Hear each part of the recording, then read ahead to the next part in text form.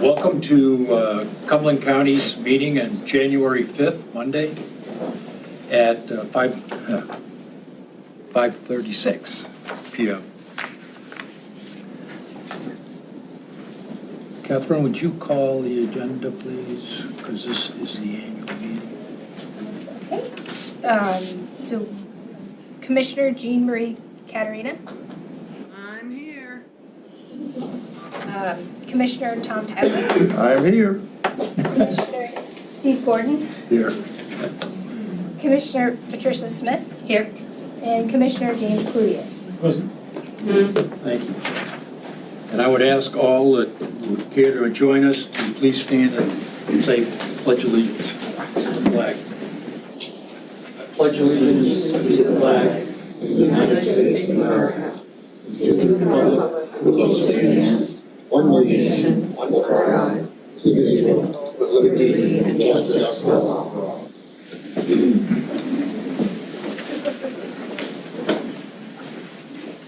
We have a little bit of business to take care of at the very beginning.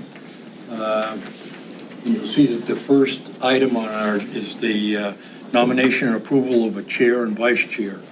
The background of this is that it's in the county charter, and the county commissioners' bylaws require the commissioners to meet on the first Monday of the beginning of a new year to hold their annual meeting.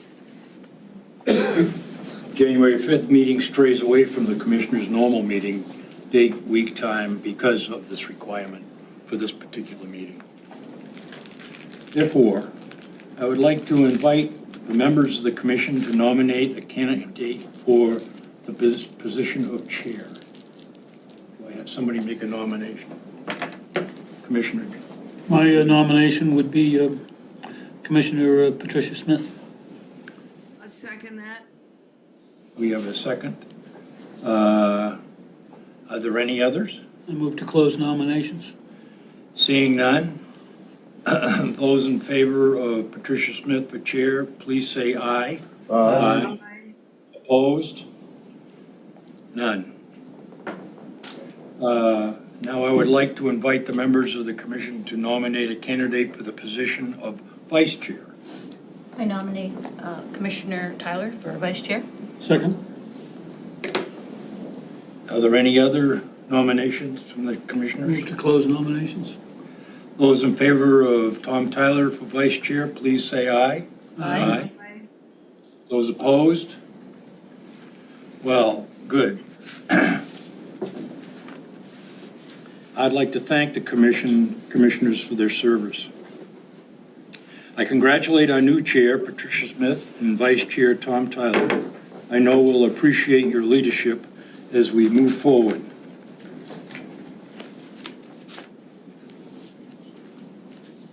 Commissioner Smith, as I pass this leadership of the commission to you, I must say it's a bittersweet moment. I've enjoyed serving the public in this position.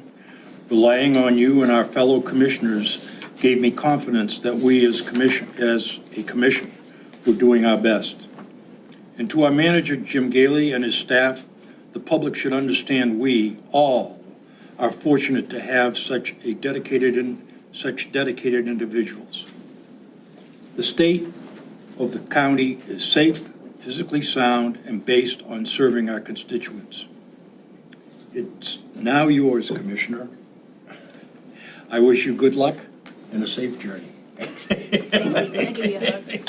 You sure can. Yeah, I thanks. appreciate that. Thanks for everything. We want to give you this as well. Oh, thank you. Thank you. All right, thank you for those kind words. We're going to move along with our agenda this evening. As part of the agenda, we have the approval of the minutes, that's CD 26-001, approval of the minutes of December 15th, 2025, meeting of the Board of Commissioners. Do I have a motion? So moved. Second. So, motion by Tyler, a second by Cloutier. Any discussion? Seeing none, all those in favor of the minutes? Aye. Aye, that's unanimous. Thank you. Next on our agenda, we often have informational reports and presentations. This evening, we have a presentation two that kind of go along together at CD 26-002. main pretrial information presentation. And secondly, we have CD 26-003, informational presentation by the district attorney on restorative justice in the Cumberland County. So at this time, I would like our district attorney Satoris to introduce yourself and come to the podium if you choose, or sit. Your pleasure. Thank you. Thank you very much. I'm going to go to the podium, I guess, although that kind of means I've got my back to all of you. I apologize. My name is Jackie Sartoris. I am the district attorney here in Cumberland County, and I have a hopefully a brief presentation, but mostly I want to leave time for questions for all of you. So to catch you up, I submitted something in the agenda that I hope does a little bit of a quick perspective on where we've been with restorative justice. The district attorney prior to me, Jonathan Sarbeck, was in the midst of a COVID epidemic, and cases were not moving at all in the court system, especially not misdemeanor cases. At that time, the county made what I think was a pretty wise decision to try to move cases towards restorative justice. That would allow for these Zoom meetings between defendants who've been accused of a misdemeanor crime, sometimes a victim, but often just a restorative justice practitioner or community surrogate, to talk through what were you thinking, what happened, and what are you going to do in order to make things right. Restorative justice has been shown to be highly successful, in fact, more successful than traditional criminal justice approaches in research that's been done, actually spanning over a couple of decades now. The approach that Jonathan entered into with a contract with the county was with 2 restorative justice practitioners at that time. When I became district attorney, those contracts have been in place for 3 years. We continued with those contracts my first year. One of those contracts was not really performing when I started to talk with my staff about what their assessments were. One of those contracts was really not working out the way that I had hoped. And so we then really were trying to seek how we could continue with restorative justice work and even grow restorative justice work at the level that I thought was most appropriate for our district. So we've done a pilot project. We've tried out one approach. We've continued with our contract with Van Loo Associates. That's a restorative justice person who actually is out of Iowa, is considered to be an expert in restorative justice, has authored a few books, but from my perspective, is a great restorative justice practitioner because he was also a prosecutor for a long time. And so understands the perspective of accountability in restorative justice. It's not just to do something which the defendant may benefit from. It is to make sure that the community is made whole and the defendant can actually move on after knowing I have really taken accountability for my behavior in a way that the court system doesn't always allow us to see, in part because the court system attenuates the outcomes for a really long time. The courts take a long time, especially during COVID. We've almost caught up with our backlog, but restorative justice remains, I believe, should be a central component for us in how we restore these lower level cases. And so what you see before you in the agenda item is a quick summary how we got here. We've been spending $40,000 a year on restorative justice. What I knew was that in order to grow the program to the level where I really feel it should get to, we were going to have to make it self-sustaining. We could not ask county taxpayers to just pay for restorative justice sessions. And so what we've been working with is a fee that defendants pay. It is $150 for a restorative justice session. That is less money than they would be expected to pay through the court system. And the vast majority of these restorative justice cases, the restorative justice is sufficient to resolve the case. If it is a successful restorative justice encounter, then the case is resolved at that point, usually with a dismissal. So that's where we've been with restorative justice. We've tried out this experiment for the last year, and we are now going out with a request for proposals, which we expect to be announced this week. It will be posted on our website. We'll make a small announcement to the Press Herald, directing people to our website for restorative justice practitioners who may want to respond to our RFP by making a proposal for how they plan to do the work. We believe, based on the results of our little experiment for this last year, that about 80% of the defendants will pay the full price for restorative justice at $150. We have a subsidized rate for people who qualify for court-appointed attorneys. That is $30. And so the county's exposure then for about, as a maximum from what we see right now, of 20% of our cases would be to subsidize the cost.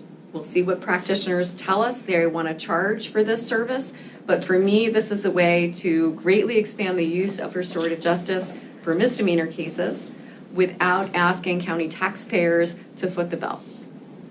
I'm happy to take any questions. I know that was pretty quick, but I'm really happy to answer any questions, have any kind of dialogue you want about why we're doing this and why we think it's worth it.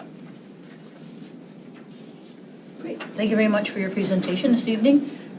Commissioners, do we have any questions at this time? Explained it well. Jackie, how many cases have you handled? That's a great question. The maximum number of cases we handled through restorative justice was 144. That's only 12 a month. I will tell you that in looking at this, our restorative justice practitioner who we've been working with for the 3 years before I became district attorney and since, Fred Van Loo, he is actually a prosecutor out of Iowa where they have adopted a pretty substantial restorative justice program. There they have in a population of 500,000, so bigger than Cumberland County, obviously, by about 200,000. They are doing almost 2,000 restorative justice cases a year. It takes a lot of the burden off the court system, but also I just want to emphasize these are meaningful encounters. This is not, a pat on the head, you poor person, bad things happen in your life and you did a bad thing and now go on, right? This is an encounter usually with a community surrogate who stands in and says how the community was harmed by what occurred. The defendant is asked, what were you thinking that day? What was going on with you? And it's really work to try to help them figure out how do you not do this again? We know that about 40% of our defendants are one time through the criminal legal system. We just don't know who they are, right? So I can't tell you, I know who the people are we're only going to see once. What I do know is that restorative justice for those early in folks tends to be more productive in keeping them out of the system. When you think about it, this goes back to our community origins. Back in the day, a long, long time ago, with small communities, you would expect those communities to have a conversation with someone who'd done something wrong. And maybe they would have to make up for it in some way. We think of that as restitution or community service. But it's a more meaningful, more human encounter. You're no longer looking at a judge months and months after the event. You're looking at the face of your community and saying, I messed up, I'm taking accountability, here's what I propose to do to move on. Sometimes there's follow-up where you actually have to do community service or pay restitution. But these are pretty meaningful encounters, and we try to do this early on enough in someone's criminal legal history that maybe it can make the difference between whether we see them again or whether this resolves, hopefully, their desire to do something. Or, often people create accidental harm. They do something stupid. They never want to do it again. This gives them the opportunity to put that down and not go forth thinking of themselves as a bad person. They can think of themselves instead as somebody who did a stupid thing, which we all do. Absolutely. Thank you. You said you did 144, or average of 12 a month. What is your capacity? Can you grow that if need be? And are you refusing some that you just don't have the capacity for right now? We're not refusing any that we don't have the capacity for. What I did in this last year is work to try to create an interest for community surrogates. I went to 14 to 16 meetings to talk about what restorative justice looks like, to see whether or not people wanted to train to be community surrogates. We would expect that any program that responds to the RFP can grow to meet the need that we have. We found church organizations in particular were extremely interested and dedicated to training as surrogates. And it's real training. These are volunteers, but they are really training. The fee that we charged at this point, I have no idea what's going to come in through the RFP. I don't know if somebody's going to say, we need to see, $200 per one of these. I really don't know. What I do know, though, is this can grow and also has what I think of as a succession plan, one of my concerns is that we've been quite dependent on a single restorative justice practitioner out of Iowa who does our most serious cases. I want to talk about those in a minute. And he flies here and does these really serious cases, usually once a month. And we'll continue if Fred, is a part of the proposal or works with somebody else to make this proposal. We'll continue to do those serious cases through this RFP as well. But my concern has been with the longevity of that program. How do I know that I'm going to end up, if I've got 2,000 cases, probably not for Cumberland County, would say it's 1,000 cases a year. How do I know that program isn't just going to evaporate overnight? So professionalizing this by going forward with the RFP made a lot of sense. We now have, I believe the expression of interest from community surrogates was over 50 people. So that's a lot of people. If they just did a couple of cases a month, you can see it could ramp up quite quickly. So the serious cases, I do want to just let you know quickly about those. We have been doing very serious cases, including manslaughter cases. You may have heard about the Maine Public just did a story on our restorative justice serious case program. It featured a bicyclist who was inadvertently run over by a motor vehicle who did not notice that person by the side of the road at all and was unaware that they'd had that interaction. That person was hospitalized for quite some time, and ultimately they had a restorative justice encounter, which led both of them to want to talk about it publicly. In serious cases, it gives the victim the ability to say, okay, I see that person who harmed me, and they are able to seriously apologize. And that really doesn't quite happen in the court system. So even for the serious cases, it doesn't mean we don't charge those cases, and that doesn't mean that we may not get a conviction for those cases. Sometimes the restorative justice in those cases is a ride-along, where what we're looking to do is really make the victim whole as much as we can in a way that just really can't happen in the judicial system. That's part of this RFP, is to also ask the proposal to be responsive to the need for those serious cases.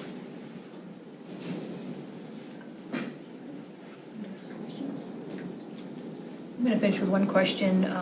In terms of the timing, the RFP's going out, what do you see in terms of, as we put things in our calendar, when would you come back to us with a potential new contract? Is that what I'm assuming this would be? For us to take a look at and for the county manager to sign? What would the timing look like on that? So we're giving 4 weeks for the RFP, and then we would enter into contract negotiations. We would hope to have that before the commission, really in March. We have halted for now. We knew we were reaching an end of this experiment, so we kind of let those cases dry up. We do have a few cases that are ready to go forward with the lower level misdemeanor restorative justice. However, I've looked at the schedule for those. I don't think we're going to miss the deadline for those. They may go past dispositional conference, but they're certainly not going to be on a trial docket. So I think there'll be time to get those completed even after this contract is signed. Great. Okay, so no one's really going to slip through the cracks, it sounds like. It sounds like we're dovetailing as best we can, and that this will all come back to us at a future time for us to review. And in your consent agenda tonight, there is a continuing contract for the serious cases to take us until the point where we have an RFP. Those are the cases I really can't let fall through the cracks, obviously. That is a month-to-month contract with the same contractor we've used for the last 6 years. Yes, we'll get to that for sure. Okay. Perfect, thank you. Thank you again for your time this evening. Thank you. Next on our agenda, we have the general comments from the public. I'll remind, Excuse me, we do have one other presentation. Oh, we do. And I asked the sheriff to cue this up for the commissioners as he is invited, and I think it's a worthwhile presentation to hear from Maine pretrial. Sheriff, would you like to cue it up? So yeah, I'm going to cue it up and then defer it to Major Tim Quartz, but this is a presentation by Maine pretrial. We've used them for a number of years, well over a decade or more, and it's an important contract that we enter into every year. So I'm going to defer the introduction to Major Tim Quartz. Commissioners, we have Executive Director Elizabeth Simone and her staff. We're going to do an overview of the Maine pretrial services that the jail has as a diversion program. So she's going to give you a presentation on some statistical information and tell you the programs that they have. which reduce our population inside the jail on a daily basis. Thank you, Major. Thank you, Sheriff. I think so. My name is Elizabeth Simone. I'm the Executive Director at Maine Pretrial Services. I would like to thank you for your time this evening. I would also like to thank you for your public service. I have made presentations to this august body since before the internet. So I've been in Maine pretrial since the 80s, and I'm happy to be here tonight. It's been quite a while since we've made a formal presentation. I have some paper copies in case the IT doesn't work. I brought 10 copies, so forgive me if that's not enough, and please feel free to disregard them if we get up here. I will start by introducing my colleagues. I have 3 colleagues here with me tonight. To my right is Catherine Wakefield. She is our capable finance director. She's been with our agency 18 years now? 20. Ooh, time flies, okay. And then seated is Ms. Elizabeth Howell. She is the director of pretrial services for our organization across the state of Maine. We provide services in many, many counties. And then in the blue shirt is Matthew Taggart. You'll hear from him briefly tonight about a special program that he operates. So to get started, thank you. I'm going to try to be super brief, so I'll whip through these slides. So we were established in the 1970s here in Portland. We were known as the Cumberland County Bail Project. Commissioner Cloutier may or may not recall that, but back in the day, there was a small bail fund, and people would use it to help get people out of jail. It was established in 1984 under its current 501c3 structure as Maine Pretrial Services. And our mission is that we're a private nonprofit agency committed to providing case management, supportive services, and resource connections to people who are involved in both civil and criminal legal systems in Maine. We say civil does not happen in Cumberland County. There are a number of counties that have family recovery courts, which are civil processes where kids are taken away, and we contract for those services through the state. Tonight's presentation will be about what we do that the County of Cumberland pays for. So we have other services in Portland that the state of Maine pays for. Just briefly, we have some basic purposes for pretrial release programming. You can call it diversion as well. We provide objective, comprehensive information to the court, prosecution, and defense, and it's for each in-custody person that goes in front of the judge. Anyone that doesn't get out via a bail commissioner, we are charged with attempting to interview them and apply some objective screening tools, and then come up with an idea of what might be a safe release plan. We also work hard to monitor people in the community. We are not law enforcement, so we don't do bail checks. If we need that done, we ask our law enforcement partners to do that. If it's a bail condition and we can, then we partner. And we try to reduce recidivism and promote appearance. Those are the 2 main factors in the bail code, and I'll mention it again later, by helping people connect to the resources that they need in the community. Maine is interesting. We are our agency is the only accredited pretrial service provider in the state. Some counties provide their own programs. There's another agency that used to provide pretrial services. For us, this is kind of the only thing we do other than the treatment court work. So we were approached by our national membership organization years ago, 15 years ago now. Would we like to be their test pilot for national accreditation? And we said, sign us up. Boy, the work was hard, but it was really worth it. We went through 3 reaccreditations since then. So we're very proud of that distinction. We're one of 11 organizations in the country. If you look to the south on the northeast seaboard, Connecticut is accredited as a state. Their pretrial services is run by the Administrative Office of the Courts. It shows that we adhere to national practice standards. Ms. Powell is here tonight. She is the supervisor of the names that you see up on the board: Jason, Anna, Jasmine, Andrea, and Matthew, who I introduced earlier. It's very important to know that we have some specialization across Cumberland County. We don't have that luxury. So I would like to start by saying, again, thank you. Because in counties that have smaller jails, we typically have one worker or two workers that manage. Here, we have managed to carve out specialization from reentry services that look at substance use disorder and mental health. We have someone that works very closely with the mental health docket, which DA Sartoris operates with the help of the judges and justices. We have someone that looks at residential treatment and really is a traffic coordinator, like, oh, you need a bed somewhere, how do we help you get that? We have another person that really specializes in making those presentations to the court so that the information is transferred effectively. And then Matthew, who will talk a little bit about his special domestic violence and electronic monitoring work. That's a standalone in the state. We're very proud of that. This slide's a little busy, but it just runs through the circle of life for us. This is what happens every day. I'm not gonna bore you, it's in the handout, but it's everything that we do. We start out at the jail every morning, and it's who do we need to see? What can we apply to get information? We run back to the offices, we do independent verification. It's not a self-report. We're happy to trust people, but verify. Then we go to court. We also execute contracts, and we'll talk about some of the numbers of people that we release on those contracts and what the outcomes look like.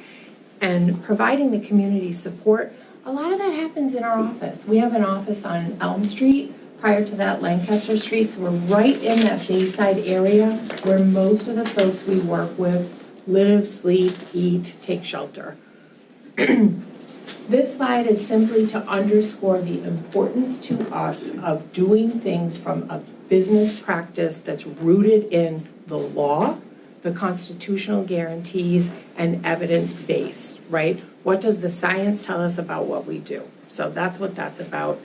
This slide is to underscore the two components in the main bail code, which are also reflected in national standard. Let's not have somebody be rearrested while they're out on bail, if you can do it, and let's make sure they show up for court. Those are the two biggies. Together, those help promote public safety and public health. This slide is hard for me to see because I'm old, but the first block is all programs. So what you pay for as a county, pretrial release, deferred disposition supervision, administrative release, community confinement. The biggie is pretrial release, so we're going to focus on that. We have 711 people, which is close to our whole grand total, and that's for 2024. We are happy to follow up in writing with you when we publish our 2025 data.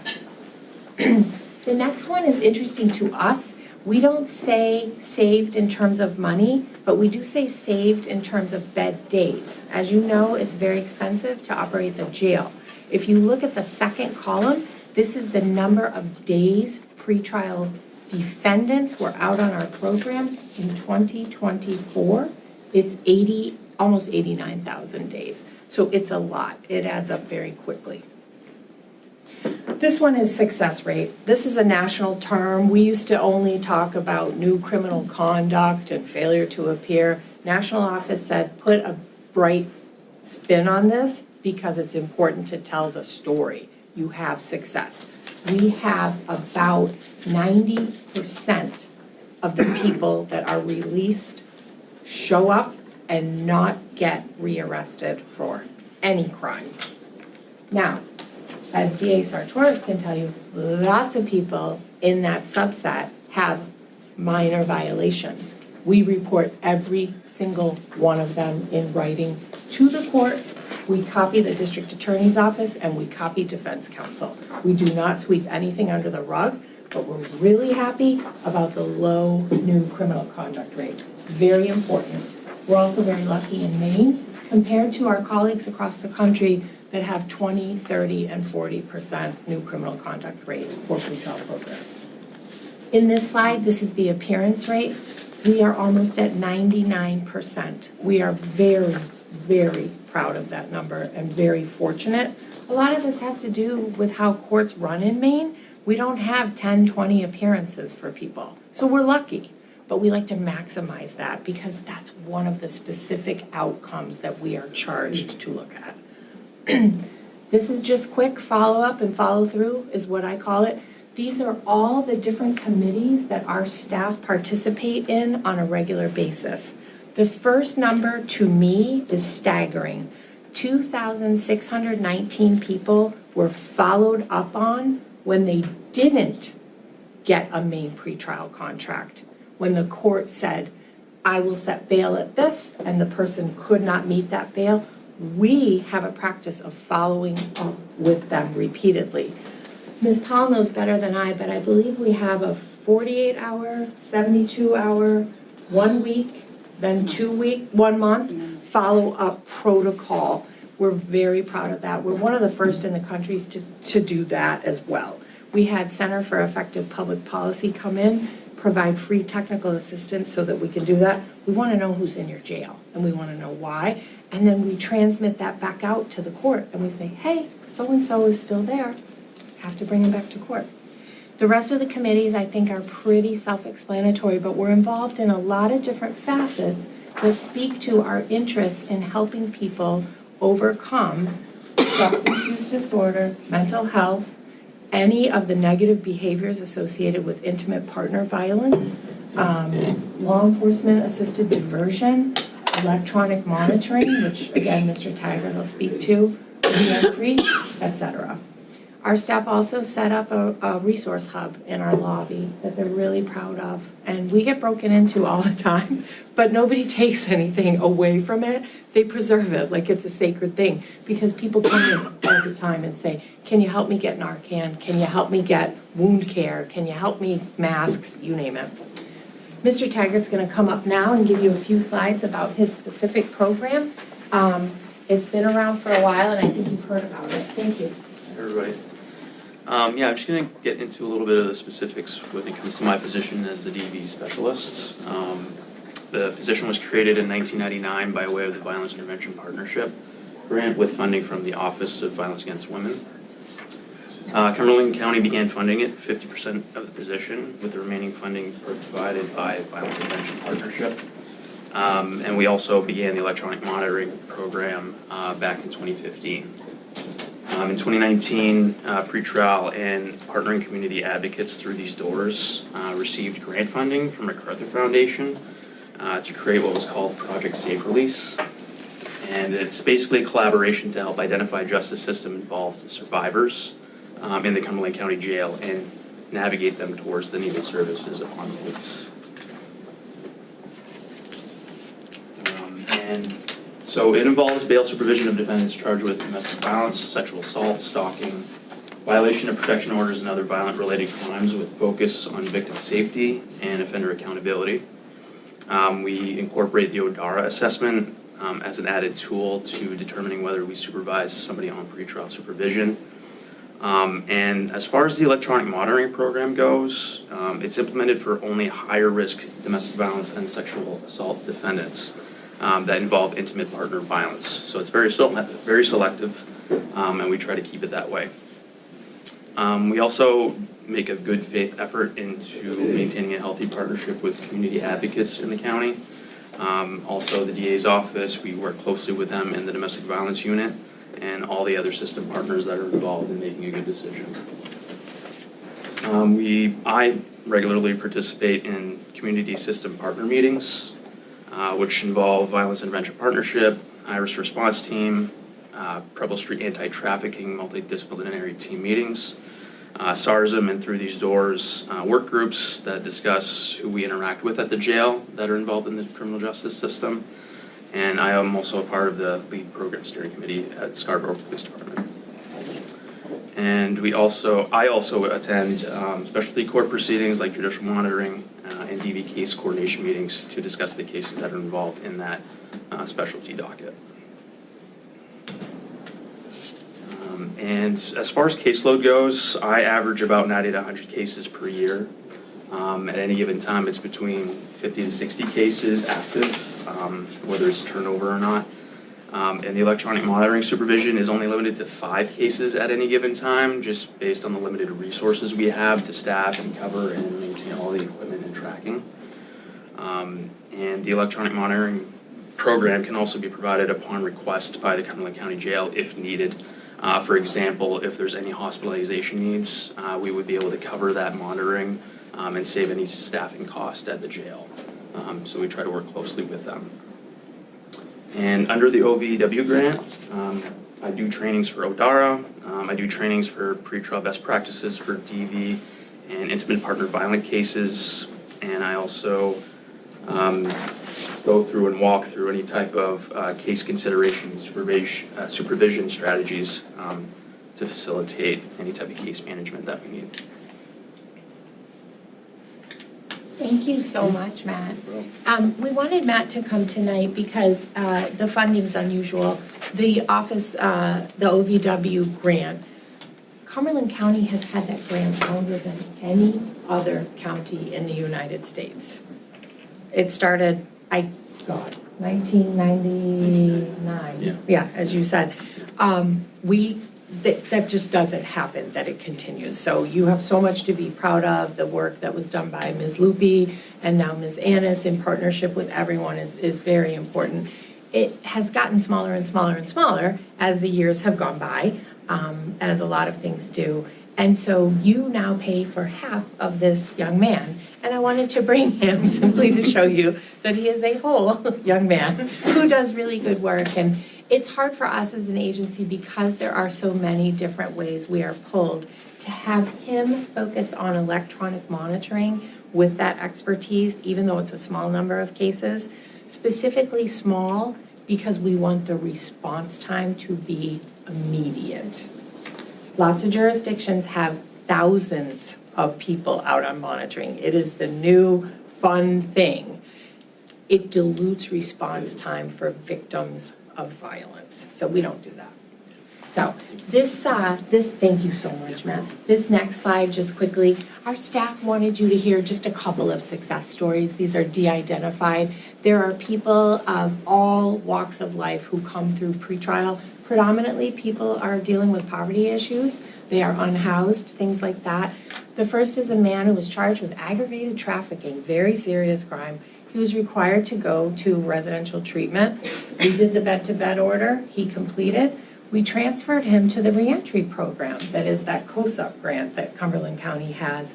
He completed the treatment. He completed reentry, and he got his training and certification. He now provides treatment for other people locally. So that's a success. He stays in touch with us. He's proud. He feels good. He's got his life. The second one, also facing, sorry for my typo, serious charges, was unhoused, super unwell. He completed our program, also then went into reentry, fabulous kind of succession of things. He's now a director of a statewide treatment agency. That's pretty cool. We have other successes. Someone you probably met in Augusta is the city councilor, and they're on their third term now. So it can happen, it works, we believe in it.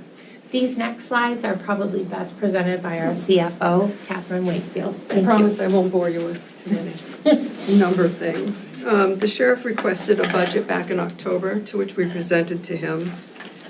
We had been flat funded since 7/1/24. We didn't receive an increase for last fiscal year, which obviously everybody knows expenses are going up every year. We're in the same boat.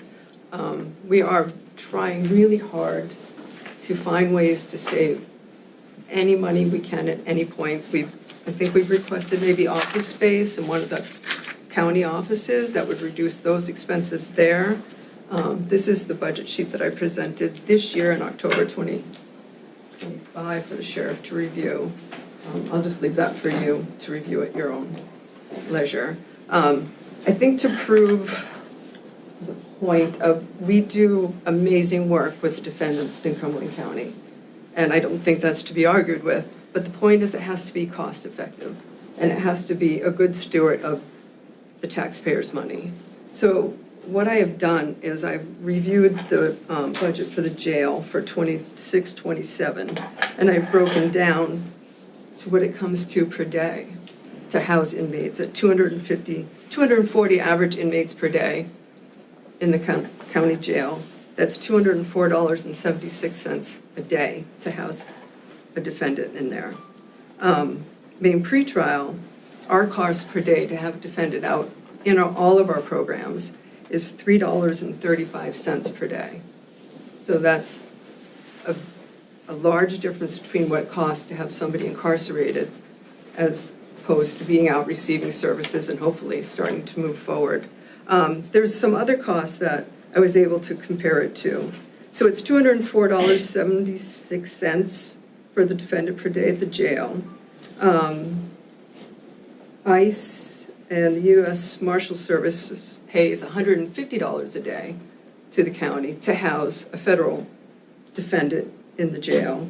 The Maine County Commissioners came up with a rate of $150 a day. The 126th legislature came up with $118 a day. So you can see like there's different numbers, but it's kind of the same for some of them. But the big difference is between us and what it costs, between all of these comparisons.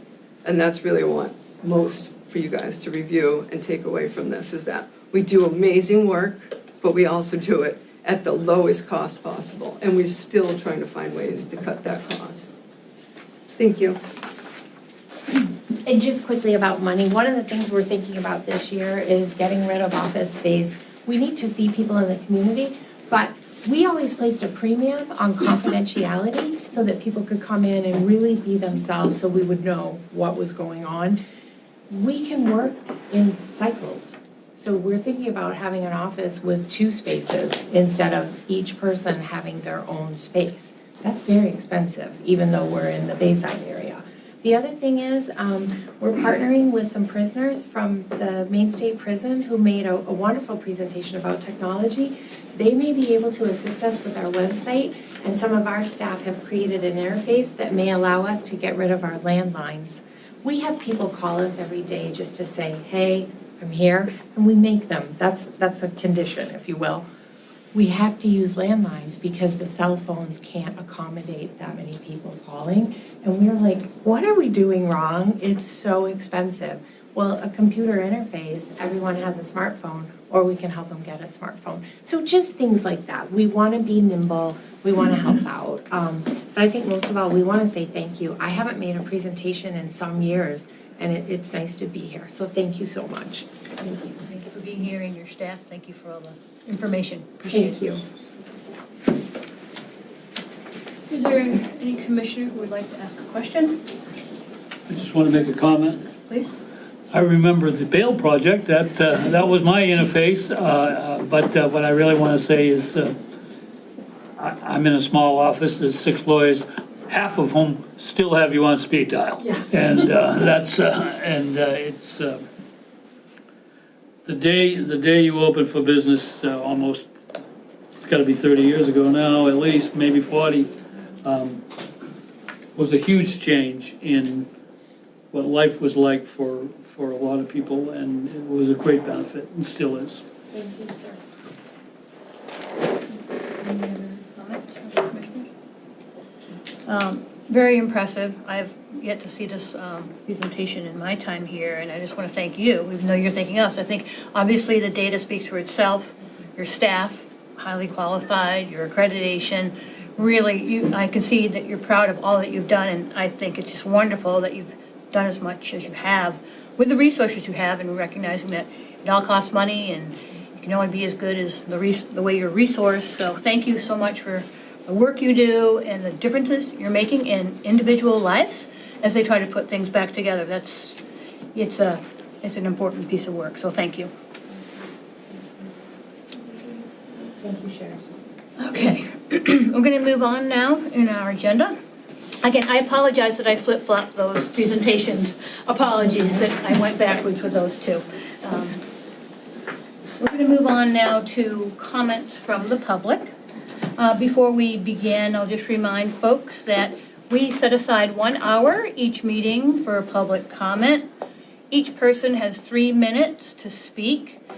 We ask that they direct their comments to the table here, to the commissioners, and we ask that folks remain respectful as we speak, and that we don't interrupt one another. That's important too, and that we have a great dialogue. So as we start our public comment, it looks like I'm starting the clock at 6:19. And we'll go for an hour and see where we go from there. So whoever would like to speak first, please come to the podium, please state your name, and please state the city or town that you're from. Thank you. Good evening, Commissioners. My name is Ella Tabaski. I live in Brunswick, and I organize with No Ice for Me. While we celebrated the holidays, immigrant communities did not get a pause. Fear continued, harm continued, and here in Maine, a pastor was arrested in Lewiston on Christmas Eve. A certified nursing assistant was arrested days later. And there were recent reports of a mother of 3 and a survivor of domestic violence who was arrested outside of a courthouse. Every day, immigrant families are forced to wonder whether today is the day their lives are torn apart. In this body, you all are part of the system that enables that fear. I want to speak plainly about responsibility, specifically what responsibility you carry when residents engage clearly, persistently, and in good faith on an issue that is within your authority.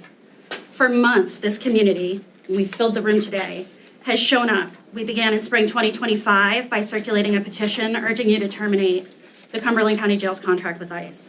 And nearly 3,000 people and counting have signed it. That is not symbolic. It's a mandate, and it should not be ignored. I'm here on behalf of those 3,000 people and many more who have repeatedly opposed Cumberland County's collaboration with ICE. What has been especially frustrating, though, is how some members of this body have responded both in emails and at past meetings. You've told us, we're looking in the wrong place. You've suggested we direct our concerns elsewhere to legislators, the state, and other venues. And I want to put this really simply. We can walk and chew gum at the same time.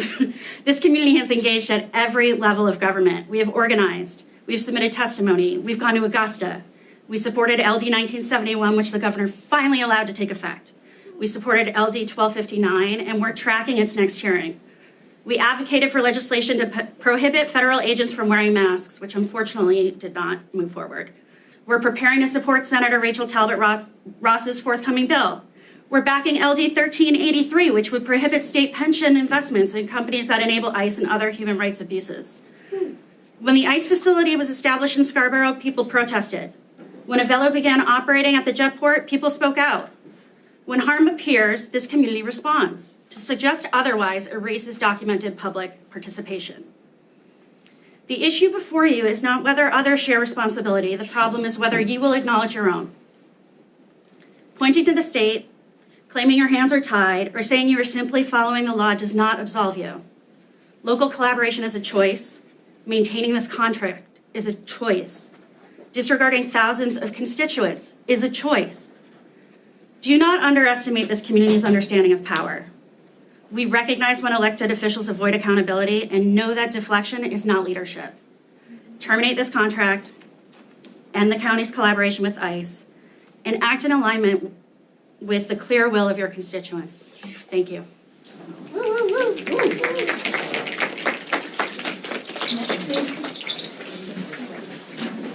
Hi. Yeah, I was daydreaming, sorry. Thank you. Hi, I'm Willow Cunningham. I biked here in the extremely, extremely cold weather to say, please end the contract. This is ridiculous. We all know that what ICE is doing is inhumane and horrible. We should not be complicit in it. And I live in Portland, and my name is Willow. Thank you. Thank you.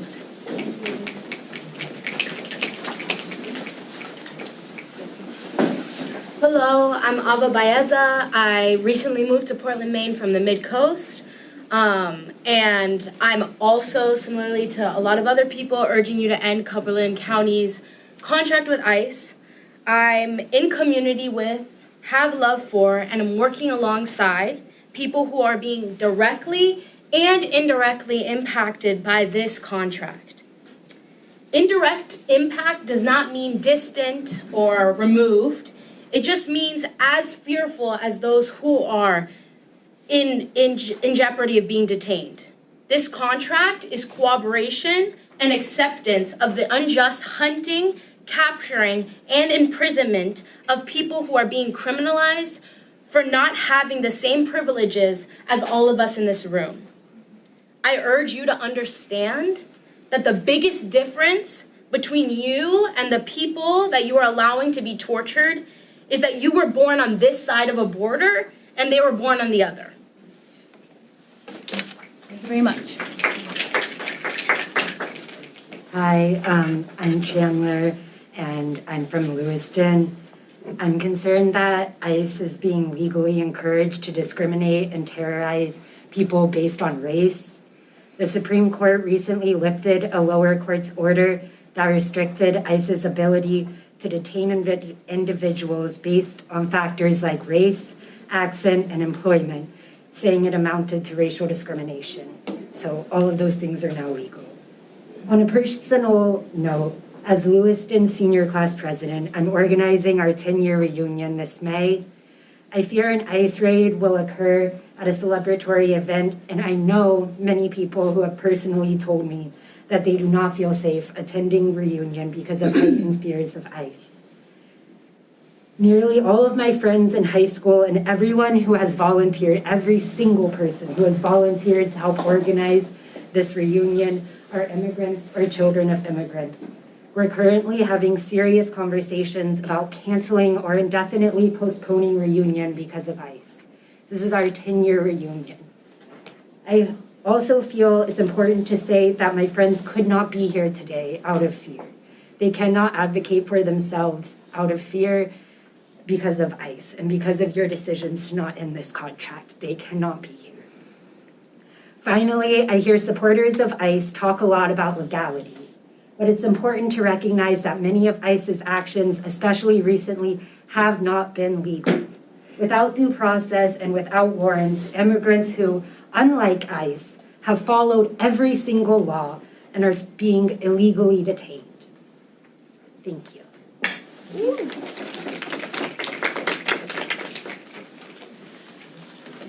Hi, my name is Jennifer Dortberg. I am from Scarborough. I'm here tonight to urge you all to please end Cumberland County's contract with ICE. Thank you to those who have indicated that they do want to end the contract. And I am urging those of you who don't want to end the contract to please reconsider. ICE is a secret police force that terrorizes U.S. citizens and non-citizens alike. They wear masks, so hence secret police. We know of at least 170 U.S. citizens were detained in 2025 without access to counsel or family contract. I'm sure the number was greater. That 170, though, we also know included some minors, which horrifies me, and I hope it would horrify all of us, anyone who has children or has ever known a minor without access to counsel or family. Housing ICE detainees here in Cumberland County diverts resources away from its core mission of public safety, putting us all of us, at greater risk, and it exposes both the county and the state to legal and ethical risks. The line between local law enforcement and federal immigration enforcement is blurred, leading to an erosion of trust in our valued immigrant communities. Yes, our valued immigrant communities, because in Maine we value our immigrant communities. This makes them less likely to report crimes or cooperate with law enforcement. And again, this puts the rest of us at greater risk. The money that the Cumberland County Jail brings in to house the detainees is not a consistent revenue for tax purposes.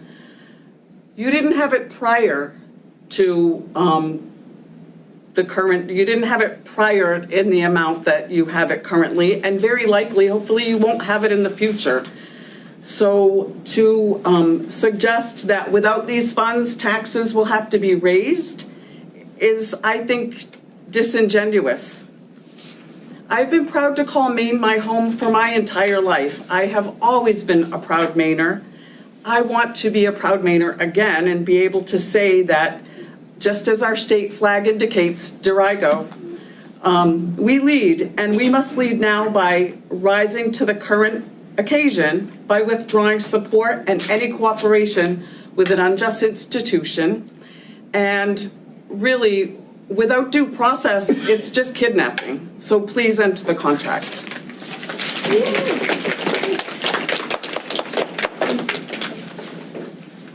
Good evening, Commissioners. My name is J.C. Greeley. I'm a resident of Portland and a constituent of Commissioner Cloutier's.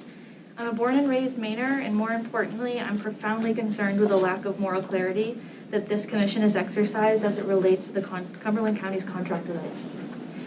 I want to refute several arguments I've heard this commission make in recent months to justify the contract. I've heard several commissioners weaponize the fear of additional taxes as a justification for maintaining the contract. And let me be clear, no amount of money is worth any individual's life. Based on the average median income, ending the contract would cost $7 for the 28% of property owners, property owning households in the county. To me, $7 isn't worth it. I'll be honest.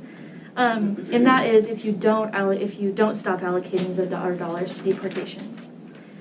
Furthermore, this highlights the seismic divide between elected officials and what creates true safety for communities.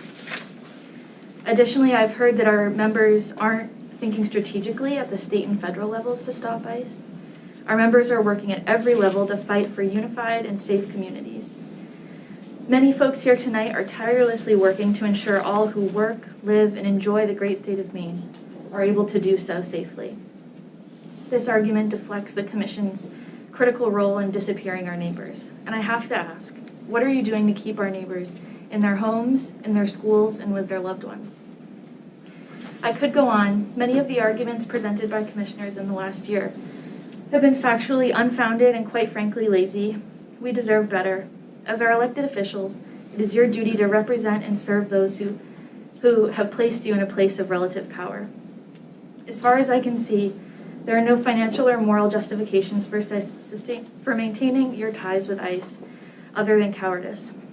Your position is widely unpopular in our county, and I urge you to leverage every possible resource and avenue to end Cumberland County's contract with ICE and to continue to create safe, truly safe communities. Thank you.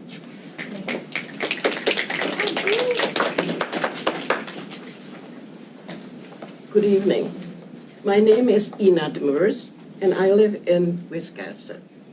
I'm urging you to end Cumberland County's contract with ICE because, one, as a parent of an Asian adult daughter, I'm concerned that without due process, she could be detained, sent to an undisclosed location.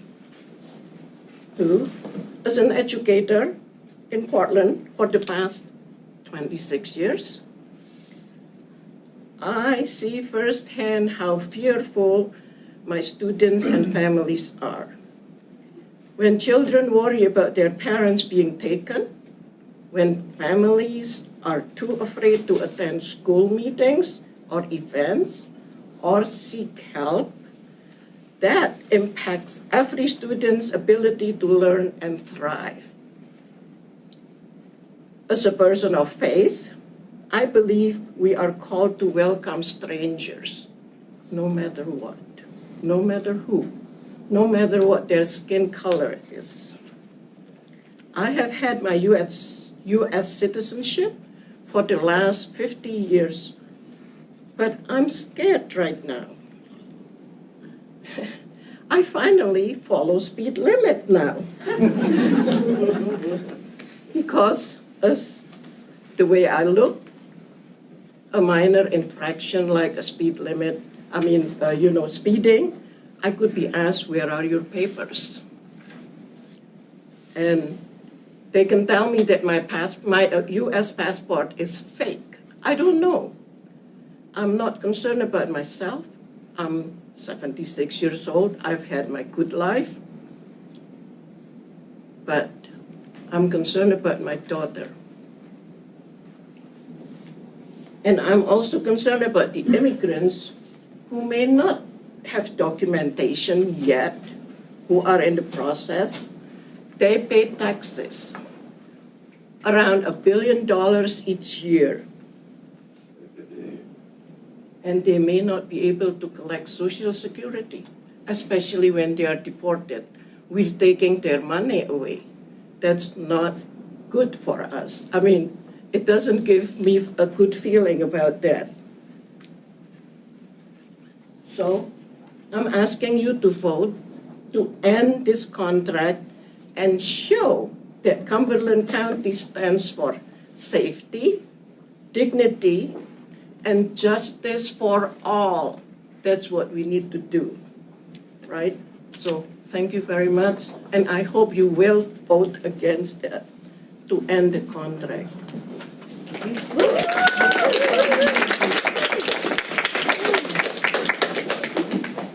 Hi, my name is Madeline Jones, and I'm a resident of Falmouth. I'm here to urge you to end your contract with ICE. As an educator who has worked in both Lewiston and Portland, I have seen immigrant children learn and grow and blend their heritage and their history with their new identities as Mainers. I've seen the ways immigrant children can create vibrant and joyful communities in Maine. I've also taught immigrant children who have survived unimaginable trauma, and it has been one of the greatest honors of my life to welcome them to Maine and to support them as they heal. I have seen firsthand how ICE presence in Maine impedes the healing process and terrorizes and further traumatizes children. It is an honor to be here today to support my students in this way. I want to end with a Miss Rachel quote. My love and care for children does not end at my own child, at my own skin color, at my own country. It has no borders or boundaries, no qualifications, no conditions. It is boundless and infinite and includes every precious baby in this world. I'm asking you to vote to end this contract and show that Cumberland County stands for safety, dignity, and justice for all. Thank you.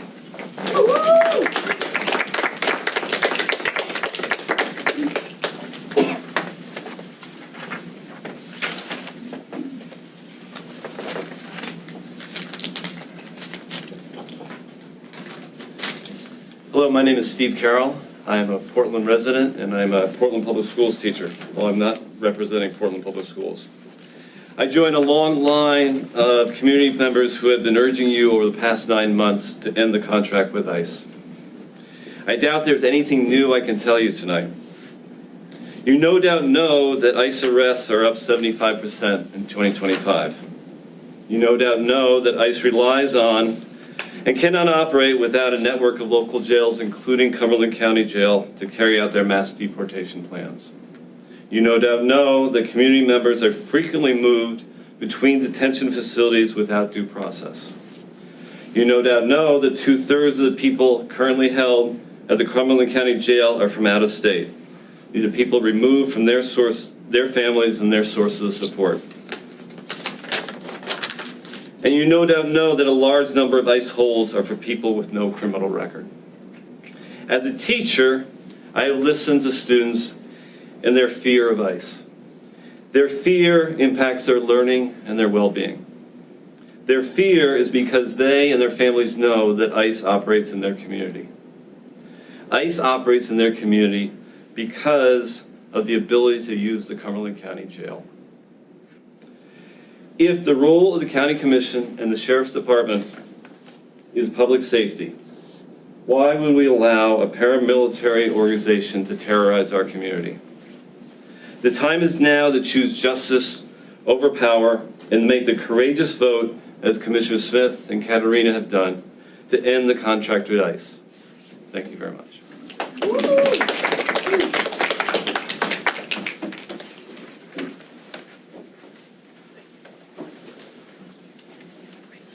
Good evening. My name is Sue Anderson. I live in Portland and I'm a teacher at Deering High School. I'm an ESOL teacher who teaches fabulous multilingual students. I've spoken to you before, and I'll say that something that's changed from when I first spoke to you in the spring until now is the number of empty desks that I have in my classroom. I go in every day and I look at where the students were. Something else that has changed are the students that go home with one less parent. It's got to stop. You know, as an educator, I want our community to support and strengthen our students.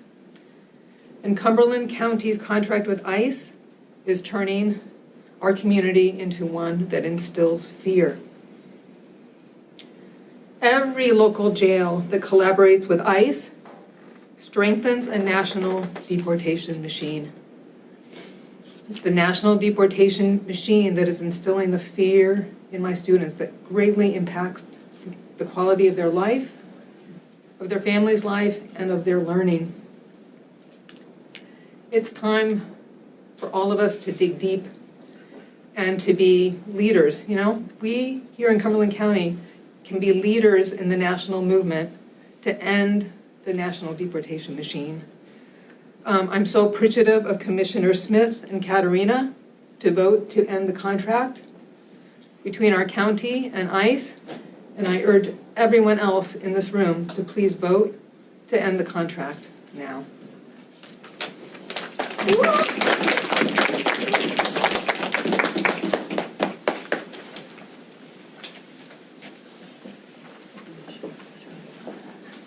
Good evening, Commissioners. My name is Marfine Chan. I'm a resident of Portland, and I want to again ask you, as I did in October, to cancel the ICE contract.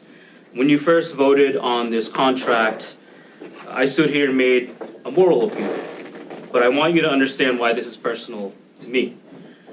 I was born to Cambodian refugees who fled a genocide and fled a regime that, frankly, committed some of the same acts that even ICE is committing today. When my parents came here to California, where I was born, and then moved to Maine, unfortunately, the trauma that my mother struggled with landed me and my siblings in foster care, and we were eventually adopted. And so I know what family separation feels like, because I've lived it.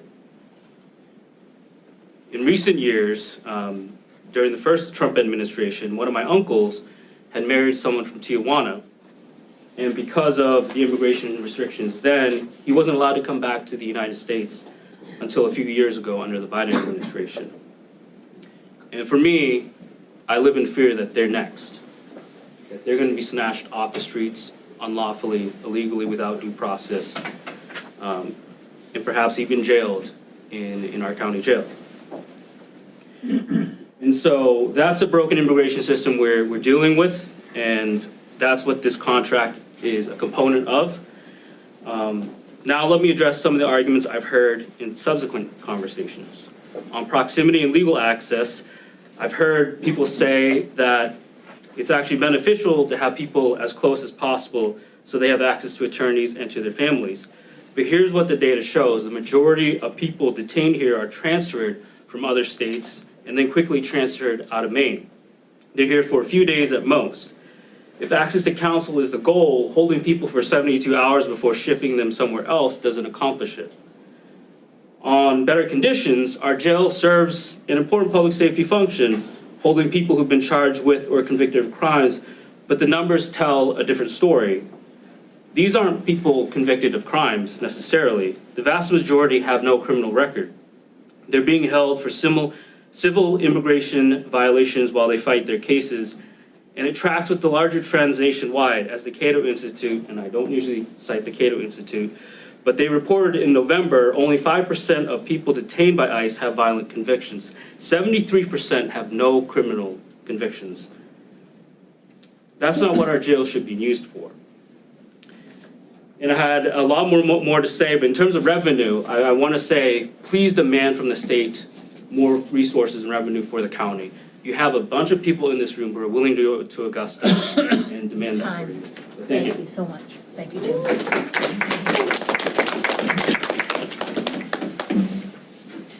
Good evening. Hi, folks. My name is Olivia Pennington. I'm a Portland resident. I live in District 5, and I am a doula.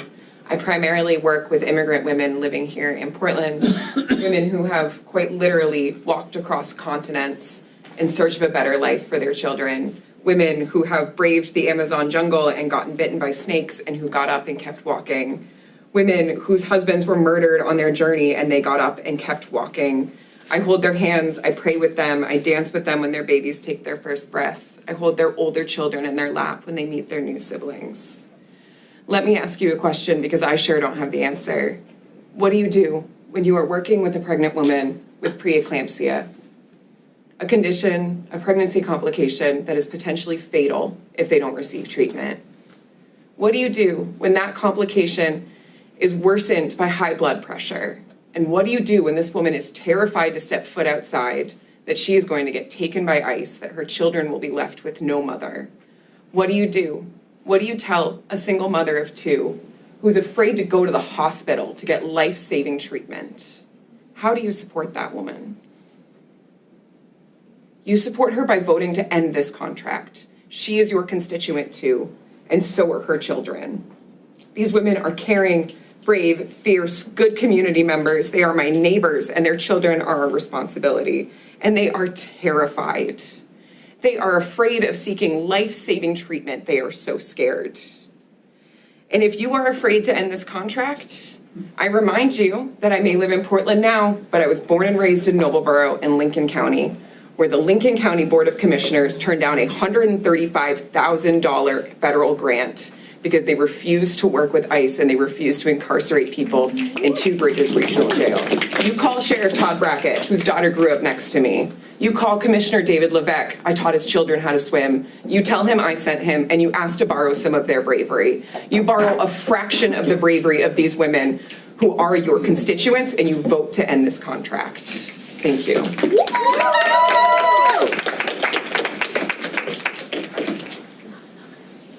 Hi, Commissioners, County Manager. My name is Dana Callahan. I live in Portland, and I'm here tonight to echo the call to end Cumberland County's contract with ICE. For my day job, I'm the Executive Director of an environmental health organization, and I organize alongside communities to fight back against polluters.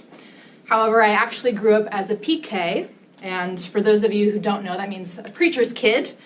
I watched my mom deliver sermons, offering my 2 cents on what I thought, if I thought her prayer was good or not, if her message resonated, what I thought of the hymn selection. But more importantly, it grounded me in the values that I orient my work and my life around. Irrespective of religion, all of us here tonight share many of those values: justice, compassion, welcoming a stranger with an open heart. The county's contract makes our communities less safe. It violates values that we hold dear. Detentions have skyrocketed at the jail in the last year, making the Cumberland County Jail a key detention site in northern New England. You have the power to make a clear decision on whether your values line up with your actions. I urge you to take meaningful action to protect our communities as soon as possible by voting to end the contract. Thank you. Hello, my name is Mace Romanian. I am from downtown Portland, and I moved here a week ago. I'm also a person of color, with friends and family across the country. I'm sick and tired of seeing my brothers and sisters and siblings live in fear of whether or not they have the documentation to prove themselves against a kidnapping. All throughout the United States, people have been profiled and asked for documentation with no due process and no reasonable cause, not to mention the 170 of which were US citizens and are currently captured. Without question, ICE lacks accountability. You, as leaders, have a duty to protect us, even if the government believes otherwise. By being a sitting duck and accepting this contract, you encourage the use of a fear campaign across your own people, your own tax-paying neighbors, your own working class, your children, the vulnerable minorities of people being questioned simply by the color of their skin, all without due process. I ask you to help keep Cumberland County a safe place for everybody. Thank you. We started at 6:19, so it's 7:19, it's an hour. Thank you. Good evening, members of the Cumberland County Commission. My name is Eli Duran McDonald. I live in Portland on Cumberland Ave, and I work as the policy director for Maine Youth Power, which is a youth-led youth movement throughout rural and suburban Maine, fighting to win human dignity, equity, and a livable future for all. I'm speaking to you today on behalf of my organization and our members that live in your districts to urge that you vote to end the contract with ICE.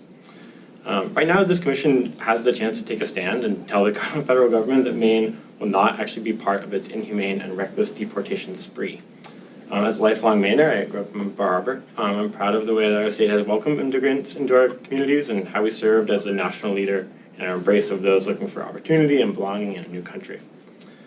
To continue this contract is not the Maine that I believe in. It's not the Maine that countless Maine Youth Power members envision for our future either. Many of our members actually live in your districts, and I have no doubt that they'll be watching this vote very carefully, hoping that you will represent their visions for the state accurately. Maine Youth Power has a robust and successful electoral program, and we're happy to lend a hand to our members that don't feel their voices are being heard. It's also worth noting that the impact of partnering with ICE, and I think a lot of people have pointed to this, is not distant or theoretical, right? We have heard firsthand from our members at Maine Youth Power about the harm that the partnership continues to cause, not just in Cumberland County, but far beyond. Many of these young people are living in fear for themselves and their families instead of growing and thriving within our great state. Tonight, you have the opportunity to stand up for your constituents, and I hope you do the right thing. Thank you.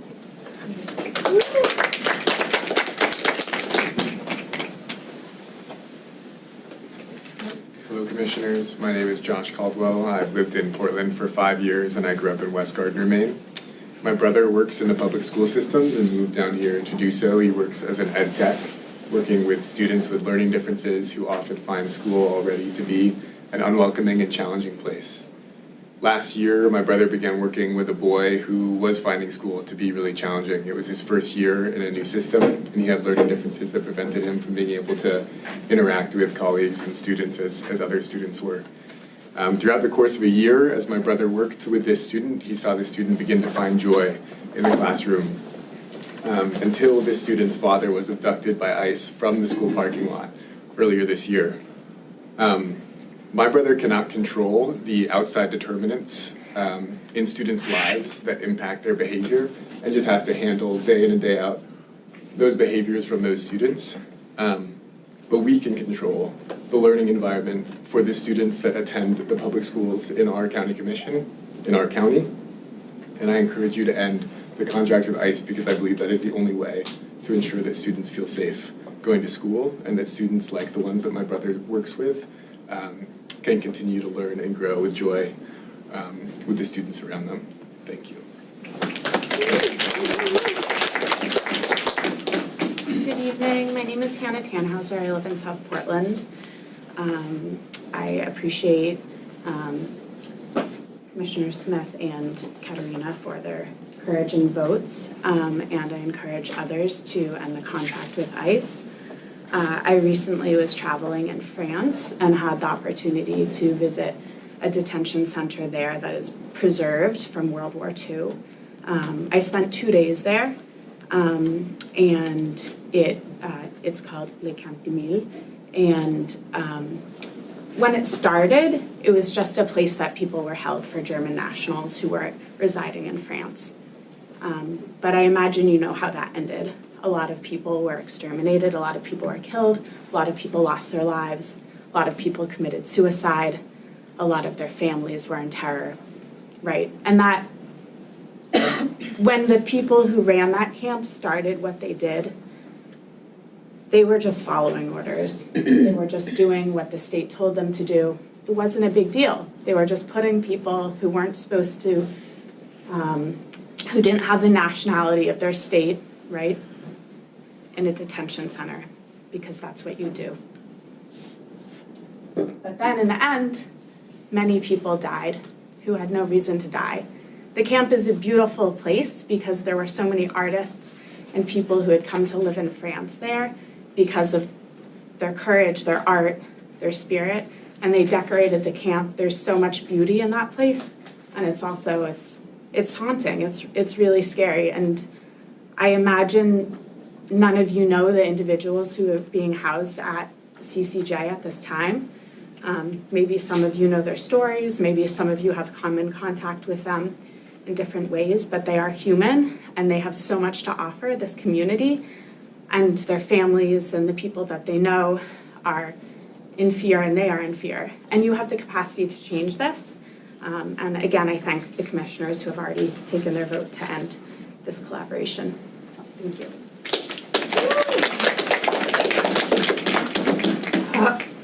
Excuse me. I'd like to thank you for allowing me to speak tonight. This is the first time that I've actually gotten a chance to speak in front of the County Commission. My name is Talia Pizek. I live in South Portland. I'm on the Human Rights Commission of South Portland, which is a job that I take as a volunteer very seriously. Trying to bring it home to places that you can really understand. I don't know if any of you were indigenous people of this land, the Wabanaki, that have been chased away, but I would bet everybody in this room has come here from somewhere else. My grandparents came over before World War I. They were Jews. They were forced to leave Eastern Europe and come over on boats where a lot of their community leaders and community people died, including young children and young adults. They came for a better life. They came because they knew there was opportunity in the United States. They didn't want to leave their homeland. They didn't want to leave family and parents and grave sites and various things that were important to them to come here, but they came because they knew they had to get away. The people that have come to the United States are not coming because they want to go on a vacation in Florida. They're coming here because they are leaving parts of the world that are either experiencing war, gangs, chaos. These people don't want to leave family. Some of them are walking across the other parts of the world to even get here. So that's number one. But if any of us come from immigrants from other countries, then we know that we would not be standing here if our family members did not come here. I would not be here if my grandparents hadn't emigrated to the United States and went through Ellis Island and became American citizens, where my grandfather could be in World War I and fight for the United States. And I know my cousins have gone back to Europe, and we know that they have looked for grave sites, some of which they can't find because they were destroyed by the Nazis. We know we had relatives that didn't make it out distant and that made it in the camps. And who knows where they ended up? We don't know, because we can't trace our lineage back, because a lot of it was destroyed. What can I say? We have to understand that this is a melting pot. The United States is a melting pot. And if we're not going to be welcoming strangers, most of which who have not committed crimes, and not look at the families that are being separated and the children that don't have families, parents, and that are worried and scared to go to school or wherever else in the community, that's not who we are as Americans. I watched Ken Burns and the American Revolution, and it talked about the Constitution, and it talks about what this country was founded on, and this is not it. You need to end the contract with ICE.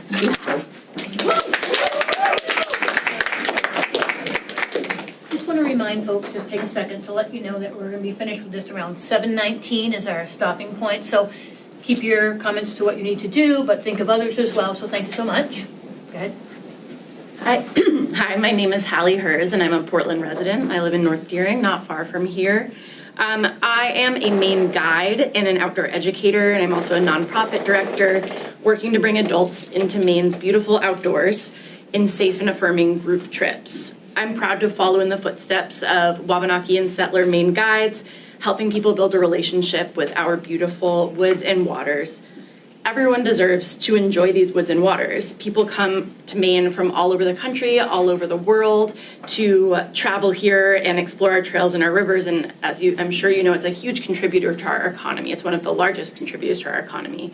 But our immigrant community members don't feel safe traveling to rural areas for these trips. Neither do out-of-state immigrants or refugees. People don't even feel safe. Many people have told us they don't even feel safe driving to Portland to meet us for our trips. People deserve to feel safe in Portland and throughout our state. Everyone deserves to recreate in our beautiful woods and waters. And I ask you to end this contract and help make our whole state safer for everyone. Thank you.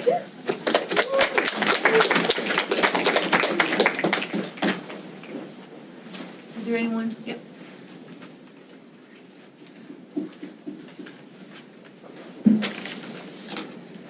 Hi, I'm Shelby Layton from South Portland.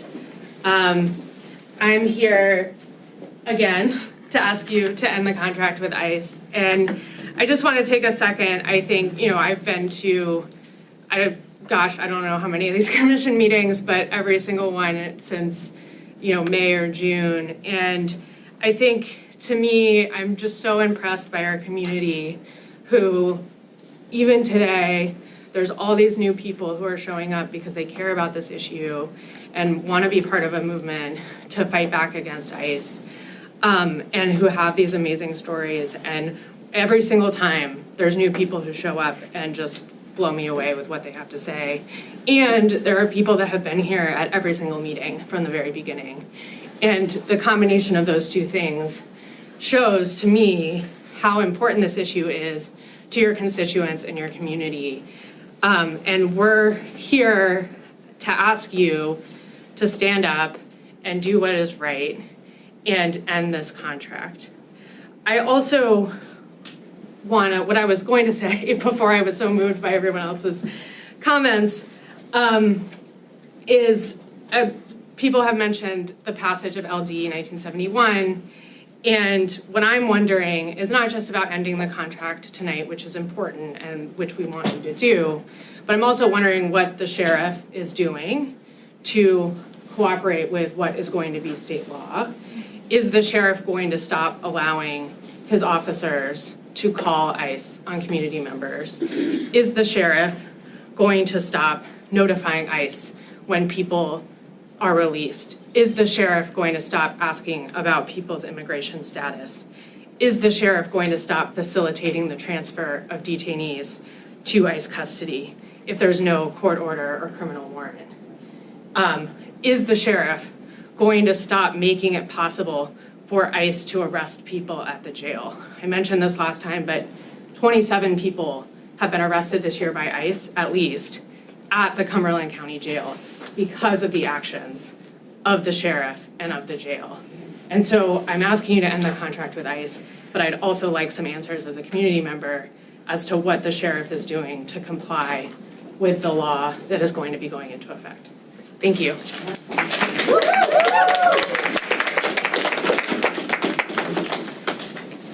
Hello, my name is Anna Knudsen. I'm a resident of Portland, Maine. Obviously, I'm in favor of or asking you guys to not have this contract with ICE.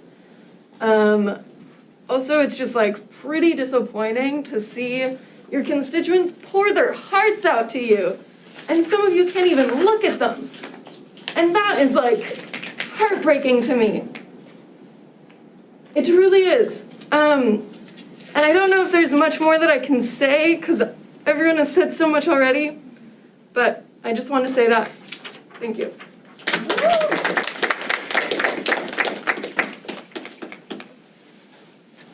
Last call. Does anyone else like to come to the podium this evening?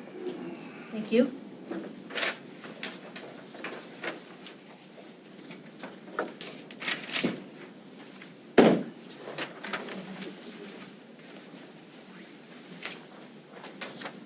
My name is John Vozella. I live in Gray, Maine. Which of the commissioners is my representative? Tom Anybody? Tyler. Gray? Mine, Troy. Hi, Tom. I think you were one of the people who voted to, well, you were one of the people who did not vote to end the contract, if I'm correct. Is that right? So it's not a back and forth, it's a public comment, so continue, please. Okay, I'll continue. Thank you. Just to be clear, ICE is a terrorist organization. That's just putting it as plainly as I possibly can. They operate outside the law. They do not adhere to due process when they arrest people, when they incarcerate people. They operate on a system of pay per arrest, so it's a bounty system. It's morally reprehensible, and it's an agency, a purported agency of the federal government that operates with anonymity. Oftentimes, these agents do not have names on their uniforms. They wear masks. There's nothing about the way they operate that suggests they are anything other than a terrorist organization here in the United States, sanctioned by the federal government. And to the extent that the commission is cooperating by having a contract with this terrorist organization, I have to say, unfortunately, that you're complicit in domestic terrorism. At least that's my view of it. So, with every fiber of my being, I'm going to encourage those of you who did not vote to end the contract the last time you voted to change your minds, to not be complicit in domestic terrorism, to not support a domestic terrorist organization, even if it's sanctioned by the federal government. What's morally wrong is morally wrong. Stand up, please do the right thing, please vote to end the contract. Thank you.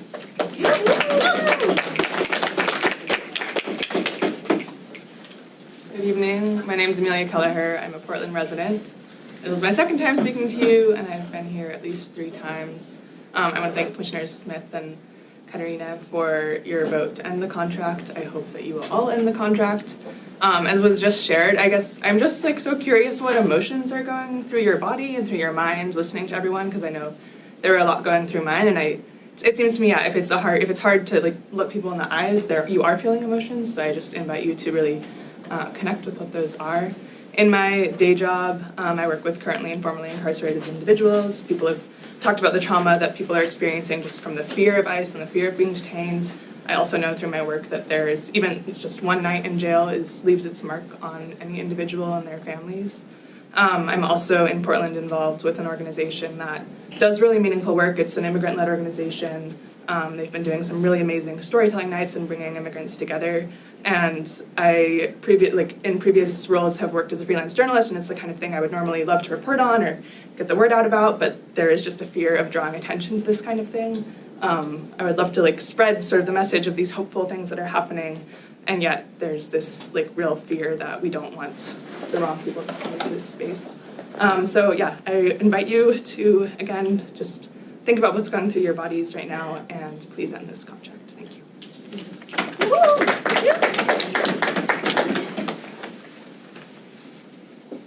Hey Commissioners, my name is Nori. I live in Portland.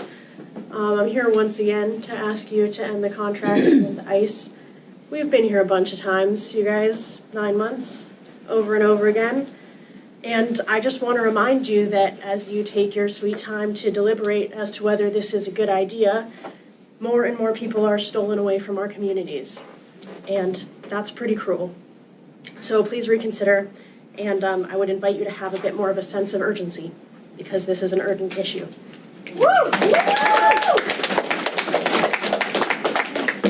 Hello, my name is Kat Dubois. I'm a resident of Portland, and I am in school to be a therapist, so bear with me here. But I am curious really about the space between the distance in our understandings, right? We've heard from all of these people who are fearful, who are angry, who have all of this care for their students and their friends and their loved ones and their children. We've heard people be really angry and a little bit of shaming, be like, you work for us, which is true, but I guess what I'm trying to get at is that we're all here attempting to bridge the understanding between the two of us, because the stakes are the two of us. However many of us are there, I don't know, 100 of us. The stakes are real. The stakes are immediate. And so I'm also going to offer an invitation, similarly to sit with the discomfort of hearing all of these hard things, for you all to reach towards connection, towards collaborating with us, and towards ending the contract with ICE.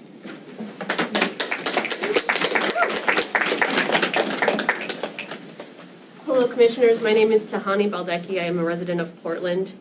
I didn't have anything prepared today, but like so many people here, I was so moved by all of the public comments that were made.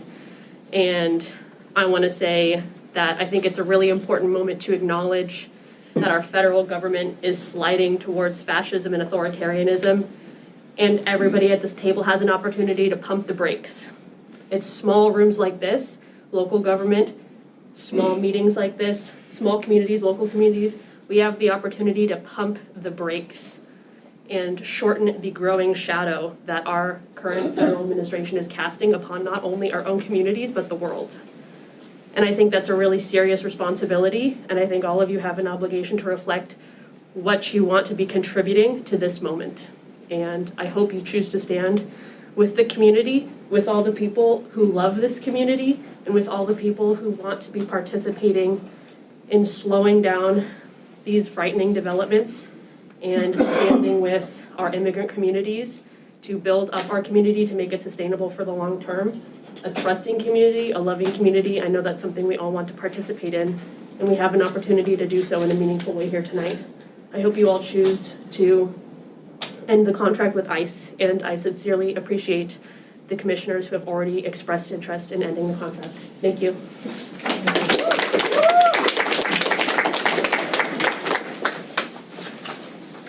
Okay, looks like we've heard from many people. We have 3 more minutes left. Does anyone want to speak? If not, we'll close the public comment. Okay, seeing no movement there, I want to close the public comment. Thank everyone for their time, for their passion, and for their comments, and we will continue. Thank you.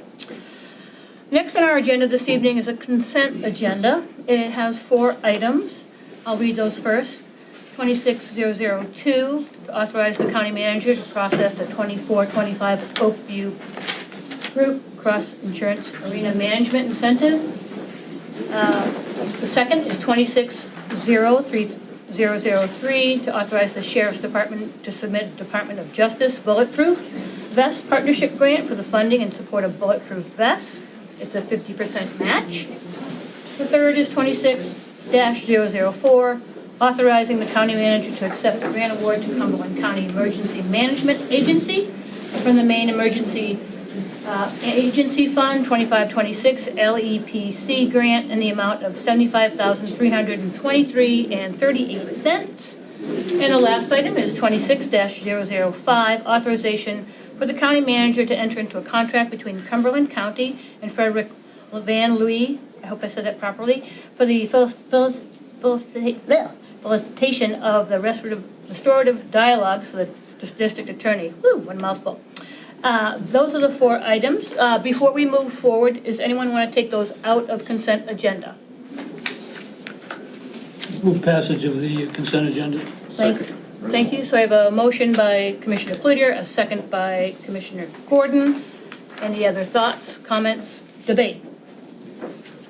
Seeing none, all those in favor of the consent agenda?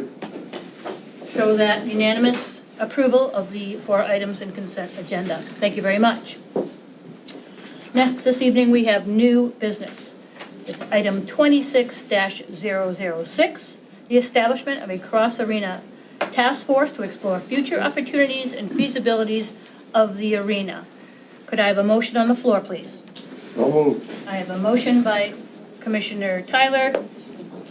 I'll second it. I have a second by Commissioner Cloutier. County Manager, if you would, please. Thank you. Staff is bringing forth a request for the commissioners to accept an establishment or create the establishment of a cross insurance arena task force that would be assigned to look at or explore future opportunities and feasibilities of the cross insurance arena. This would be a multi-phased approach.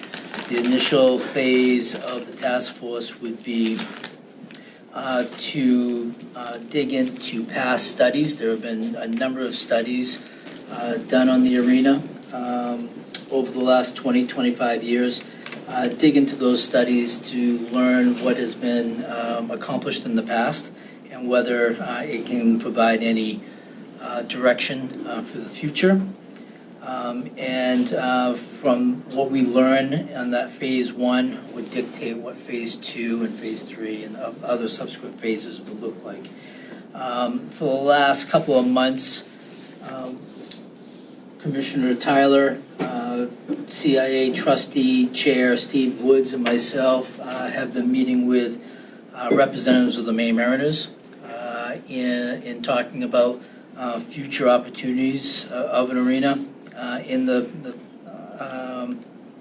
location or elsewhere. We feel as though the next steps in all this is the development of a task force of stakeholders to start the review and conversation around this. Any progress reports or benchmarks along the way, we would definitely be coming back to the commissioners and providing information as well as any RFPs or expenditure of money in any direction.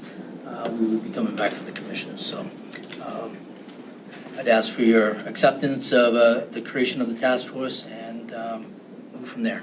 Thank you. Excellent. Thank you so much for the explanation. Appreciate it. Is there anyone from the public who would like to speak to this item? Seeing none, the public comment is closed. Commissioners, comments? Yes, I seconded this, and in general, I'm always in favor of examination of important questions. On the question, though, of how many studies there are to read, the last count I had, I think, was 28. So and that was before we actually finally passed a renovation budget and gone and well-remembered Commissioners Jameson and Watonis then proceeded to operate a construction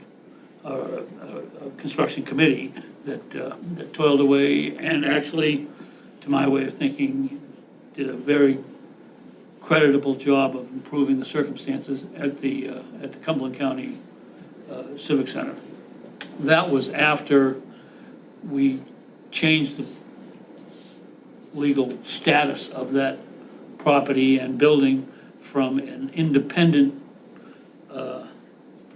separate government to a department of the county government. I would hope and would seek a commitment that when this group is put together, that there would be an opportunity for the commission to have input on the membership of this committee, because frankly, if you go look at those 28 past studies, most of them said, let's blow up what's there, leave that in the dust, and find another place.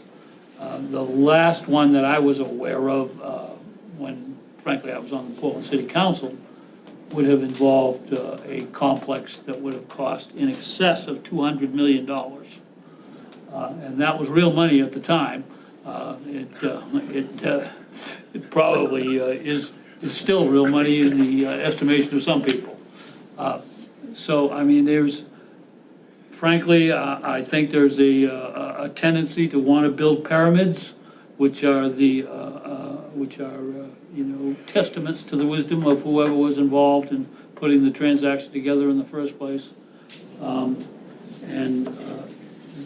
It was only by convincing people that it was far more useful and economical and practical to maintain the current facility that any progress was ever made on the 29th study, which occurred. I don't know how long I've been on this commission, but it wasn't. It was a number of years before that even was able to happen. The other aspect of that, frankly, is I'm sure people will pay attention to this, but in the end, one of the important considerations is where people park. And on Spring Street, there is a parking garage there. It's not perfect for those purposes, but if you tally up all of the walking distance parking spaces to the existing facility, there are literally thousands. And to create an opportunity for thousands of parking spaces someplace else is a considerable diversion of economic capacity. So knowing all of this, I fully understand that the new ownership team for the hockey franchise has been talking about this already and did before the final negotiations were completed for their current lease, which is a few years to run. But clearly the expression from the team was, we think we need a larger facility with better this and better that, and I will admit that I have been surprised at the success of minor league sports franchises in Greater Portland. And it seems to have gathered a great deal of momentum. So I'm not opposed to the consideration of all this stuff, but there are many priorities to address, and sometimes, what you got is better than what you're ever gonna get. Madam Chair? Thank you. Madam Chair? Sorry, I'm hanging out. I can't believe how big I am in the background there. If I could ask a question of the county manager? Sure. Mr. Manager, just out of curiosity, since I'm not a newbie anymore, but when was the last study done? I don't think it was that long ago, was it? Or maybe I'm forgetting. I want to say the last studies were done, it was a multi-phase feasibility study, and it was 2009, 2010, anticipation of the 2012-13 renovations. Okay, thank you. I just had lost track of what has gone on with Civic Center over time. I know when I was on the Scarborough Town Council, I thought something came up, but people were not wild about whatever was going on with the Civic Center, so there you go. Thank you. Thank you. Commissioner Gordon? Yes, I think if we look into the organization, they have responsibilities for more than just the Civic Center. They have responsibilities as a recreational district. And what I would ask is, or a question I have is, will there be any discussion of competing areas of service of recreation versus the facility?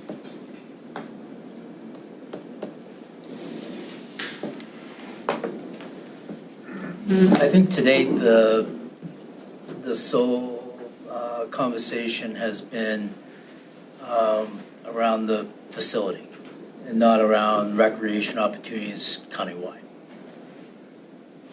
The reason I ask that is that what we have is we have a facility and the people that would take advantage of that versus recreational areas that people would take advantage of that.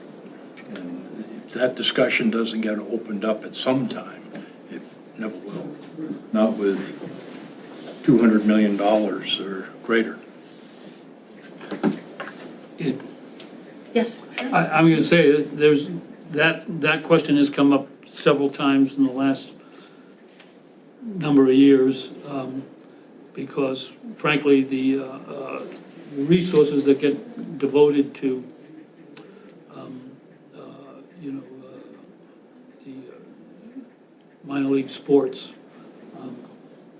probably crowd out anything else if they go too far. That's one of the reasons why I would support, or I would ask that the commission membership have some input as to the membership of this committee, because frankly, the good people of Bridgeton don't travel to Free Street very often to participate in this, and clearly they have an interest that's just as legitimate as the people living in the West End or Bayside of Portland.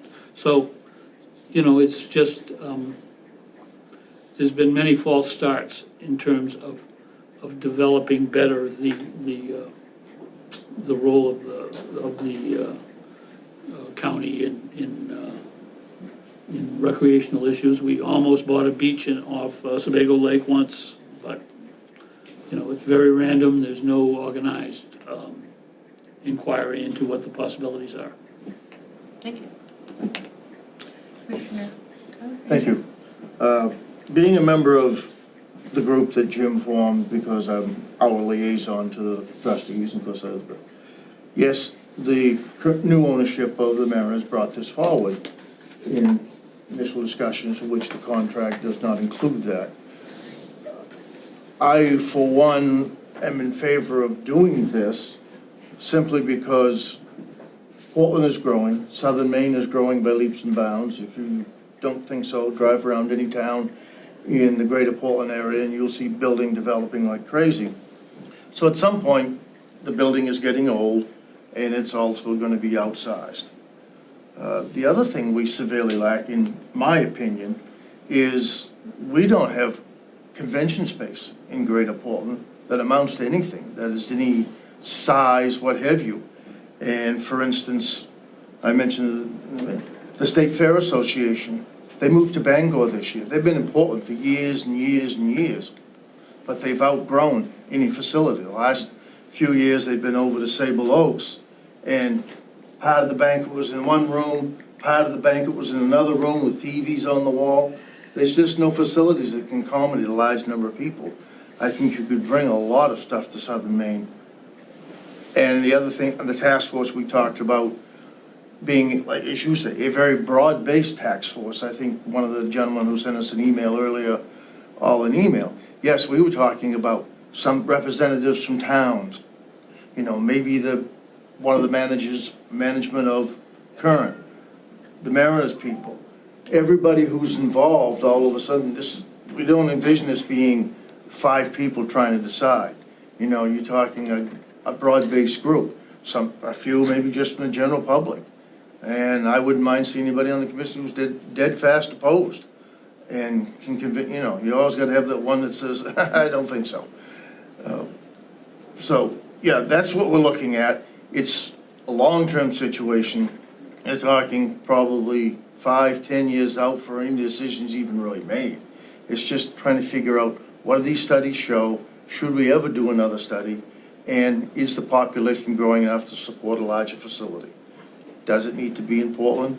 Does it need to go to South Portland, Scarborough, Wyndham, wherever, Westbrook? You know, parking is a, and all these many towns around the country are building new facilities as we speak. And they're actually building them outside of the cities where they've got big fields to park 5,000 cars.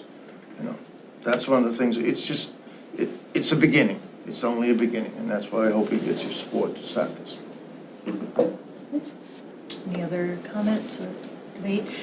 It sounds like we've got some positive movement with this item. I'll just say I would like to just echo, and hopefully we're making good notes of some of the comments we made today in terms of the task force composition, who's involved, you know, as it moves down the road. I know we're taking baby steps right now, but clearly we have a really well-informed group of commissioners who want to understand this piece, but also the larger piece about recreation within our county to make sure that we don't miss anything by going through this process. So thanks for all the comments.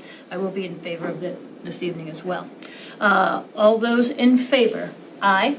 Aye. Aye. That's unanimous. That motion moves forward, or that item moves forward. Thank you very much. Okay, the next item is under unfinished business. That's item 25-129. That's the approval of the 2026 Board of Commissioners committee assignments. County Manager, do you have anything to add here? I see that Brianna is already on as the backup on GP COG. We do have to replace out Travis Kennedy for the United Way, the emergency food and shelter. Would you like to take that, please? Sure. We'll put Brianna on that. Other than that, everything looks right on the staff side of the house. Great, thank you very much. Anyone from the public, would you like to speak to this matter, 25-129? Great, thank you very much. Public comment is closed. I have a motion by the Commissioner. Move passage. Thank you. I have a motion by Commissioner Cloutier and a second by Commissioner Gordon. Thank you. Anyone want to make a comment about their assignment or questions, comments? Anybody out there? Everybody's pretty good? Great. I will just say thank you, all of you, for taking on extra work, doing the committee work you need to do, and reporting back to us as a board. Some of these committees are pretty robust, and so I thank you again for your time. And Brianna, thank you for picking up a quick one tonight and taking care of some of the holes in the agenda. I appreciate that as well. I know that you'll be great at both of those, so thank you. All those in favor, we're going to motion, and we're going to vote. All those in favor? Aye. Aye. Aye, that's unanimous. That item moves forward as well with a positive.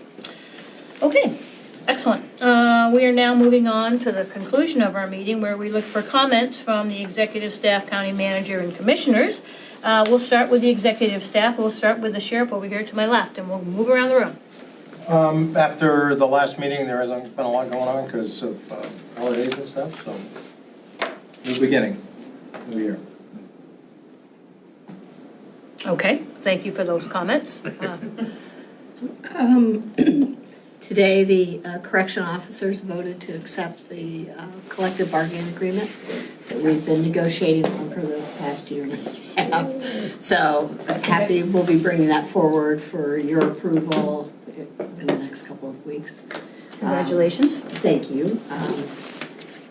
We will be starting dispatch negotiations probably next month, and their contract ends in June. We are in the process of preparing information for the paid family medical leave that is going to be implemented in April. We are trying to put together packets and informational postings and things so that everybody can understand and kind of absorb what they can or can't do and the requirements to get that paid family medical leave. We're still actively hiring. I think that is going to be an ongoing process for quite some time. We currently have about 35 openings, of which probably the majority of those are correction officer positions, patrol, and then spattering throughout the rest of the departments. We had a very active 2025 hiring. And I expect that to continue through this year. And that's all I have. And Amy, all of those postings are on the website, is that correct? Yes. Great. Yes. Good to know. Perfect, thank you. Catherine, anything from this evening? No. Okay. Thank you for your logistics help with the amended agenda tonight, but also the Zoom kind of scenario. We had some last minute bumblings, so thank you for your work with that as well. Appreciate it. DA, would you like to make a comment this evening? First, thank you very much for hearing out our restorative justice piece. We are doing some other work on some other diversion plans that will be coming back to the county commissioners once we've fleshed that out a little bit more, but that involves a close collaboration with the Portland Recovery and Community Center. The folks who go to restorative justice cannot be folks who have a substance use issue. I mean, part of the deal is that you have to be present, fully present when you're participating in restorative justice. That's hard to do if you're dealing with an addiction. However, we are looking at ways to move people more rapidly over to PRCC early on in the criminal legal system. So I'm excited about that, very optimistic that we'll have that program underway within the next couple of months. We'll bring that back to you. Thank you very much. Thank you. Thank you. Brianna, anything tonight? I don't have anything to report, just Happy New Year. Okay, I love that. Great. And county manager? First, I just want to thank Steve for all of his work in 2025 as chair. It was a pleasure working with you, and appreciate all your guidance and support. And you always made yourself available whenever I needed you, either phone or video. So much appreciate all your help. And I think we had a very good year. We did. Want to let everyone know that the Finance Committee has their second meeting tomorrow evening in this room, starting at 5 o'clock. Tomorrow evening is the first meeting that they start working through departments' budgets. And just off the top of my head, on the budgets that will be heard tomorrow night will be emergency management, district attorney, communications, registry of deeds, the Cumberland County Humane Cooperative Extension, and I think I got everyone. So that's on the slate tomorrow night, and again, starting at 5 o'clock in this room. So other than that, I hope everyone had a great holiday, and we're all back at it. So on to 2026. Thank you. Commissioners, Commissioner Cloutier. I too, thank you. I too want to say thank you to Steve Gordon, who, along with me, will be moving on to a different existence at the end of this forthcoming year. And express my condolences to Commissioner Tyler and especially to Commissioner Smith. You don't make parole for a year, and that's the way it's gonna work out for you. And I'll be here to witness your ups and downs as all that goes along. And other than that, I have made tentative plans to ask for the administration's help in organizing a public meeting sometime in the next couple of weeks to have a pretty full discussion of the ICE issue and allow the public to have an interchange with any commissioners that want to participate. That will be a public meeting, so we need to do a public notice, and I'm hoping to have it in this room sometime in the next 2 or 3 weeks. And I certainly think that may be timely, given the fact that the Finance Committee is trying to wrestle through the obvious financial permutations that arise from that. So we'll see how that goes. And again, Happy New Year.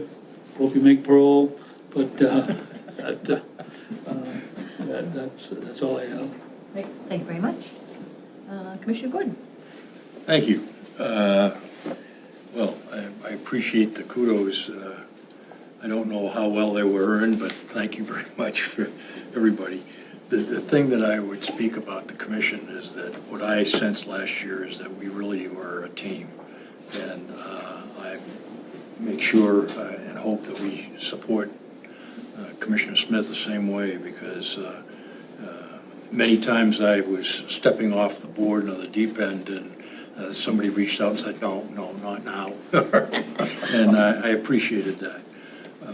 And I think it showed that we all pay attention, that what the public and our constituents bring forth does matter.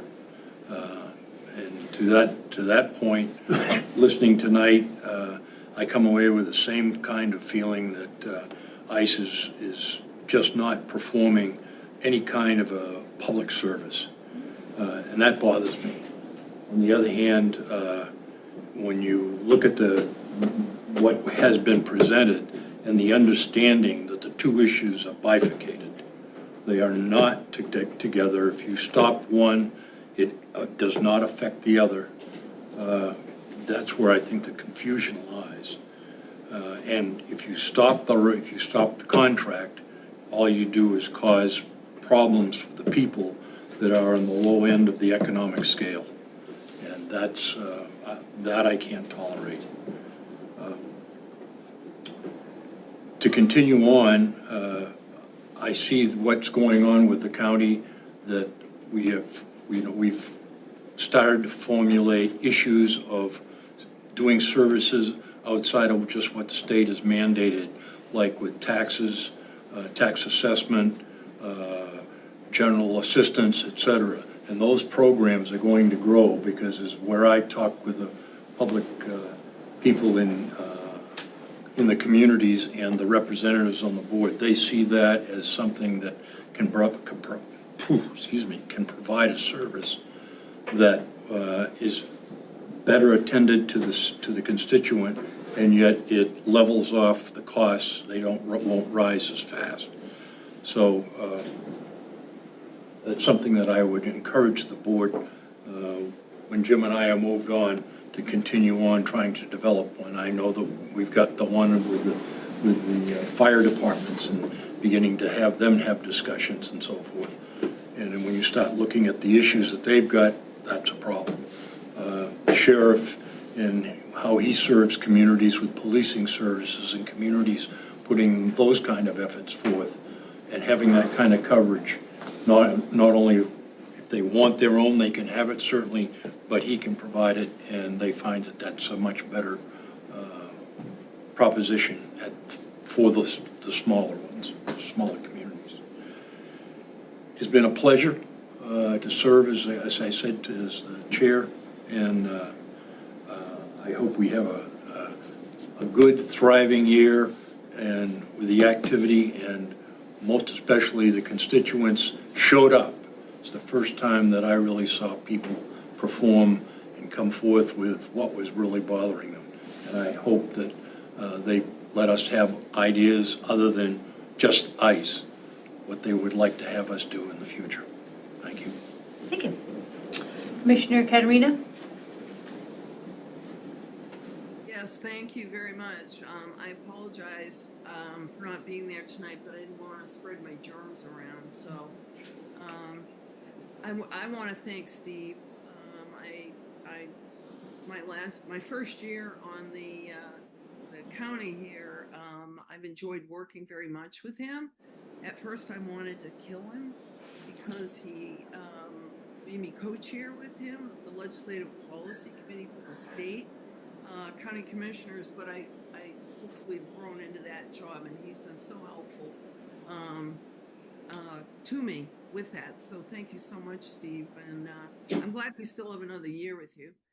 I also want to thank all the folks who showed up to testify. Your testimony is powerful. My husband, who never watches these meetings, in the other room, and he can hear what's going on, and walked out at one point and said, "That's it, cancel the contract." So just wanted to let you know that. I can't emphasize enough for the folks who are organized against ICE and all the foolishness that's going on. Please keep up pressure on the state regarding funding, particularly jail funding, and that would make, canceling any contracts null, so to speak. And I definitely look forward to Commissioner Clutier's public meeting. I just became aware of some of his thoughts on that, and I like the way you're going with this. So I look forward to that. And I think that's it. Thank you. Thank you. I hope you feel better. Commissioner Tyler. I too want to express my support, Steve. Thank you. You brought me into the fold and kept me going and got me into some new ideas and got me enthused about being a commissioner. I look forward to 26. To your comment about the parole status. When I went on the Board of Trustees of the Civic Center, within about 3 years' time, my turn came up as chairman. Tradition was it would last a year, maybe 2 at the most, and then it would move on. Well, I sat in the seat for, I think, almost 8 years. Because you wouldn't give it up. No, nobody would take it, but anyway. So I have no problem being vice chair and no problem with a multi-year contract. But let's move on to 26. Let's get some stuff resolved, and hopefully we can make it a good year for all of us.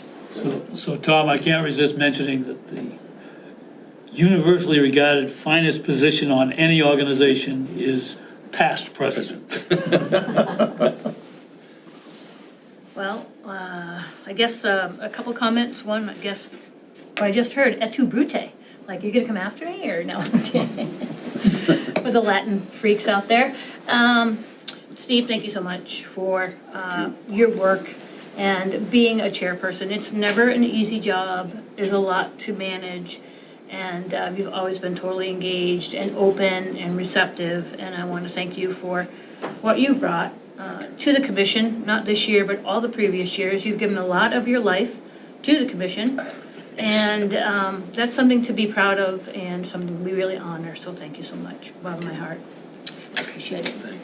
Everyone else, I'm excited for a new year ahead. I want to thank all the public who spoke or zoomed in this evening.